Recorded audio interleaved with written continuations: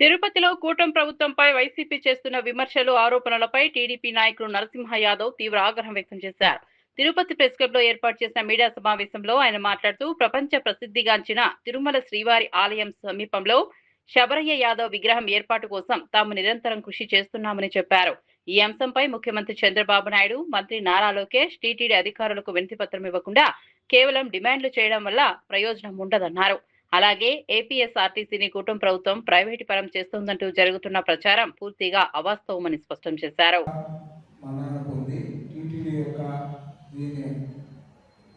Permission తీసుకొని TTD యొక్క దీంతోనే టీటీడీ బోర్డు కావచ్చు, టీటీడీ అధికారులు కావచ్చు తీసుకొని ప్రతిష్ఠించాల్సిన ప్రతిష్టాత్మకమైన ఈ విగ్రహానికి సంబంధించి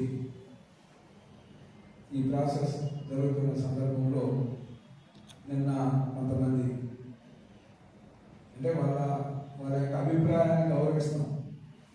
యాదవుల యొక్క దీనికి సంబంధించి నిన్న సోదరులు ర్యాలీ జరిపారు, అదేవిధంగా మీటింగ్ జరిగింది.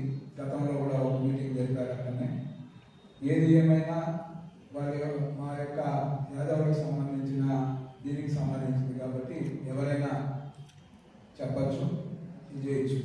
ముఖ్యమంత్రి గారు కూడా గత 2-3 రోజులు తిరుపతి ప్రాంతంలో ఉన్నారు. అక్కడ వచ్చి కూడా రిప్రజెంటేషన్ చేసేయచ్చు, ఎవరు అధ్యక్షుడు లేదా నారా లోకేష్ గారు ఆయన కూడా రిప్రజెంటేషన్ ఇవ్వచ్చు, ఎవరైనా ఇవ్వచ్చు, దాన్ని మేము తప్పపడలేదు.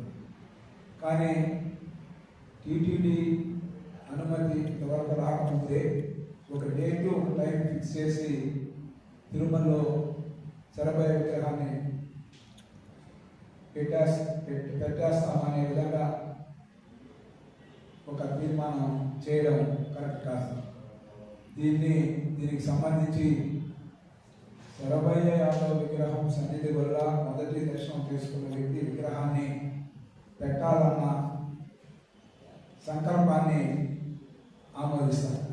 సేమ్ టైం ఎన్డీఏ కూటమి ప్రభుత్వాన్ని, టీటీడీని ఇబ్బంది పెట్టే విధంగా ఇలాంటి ప్రకటన చేయడం కరెక్ట్ కాదు.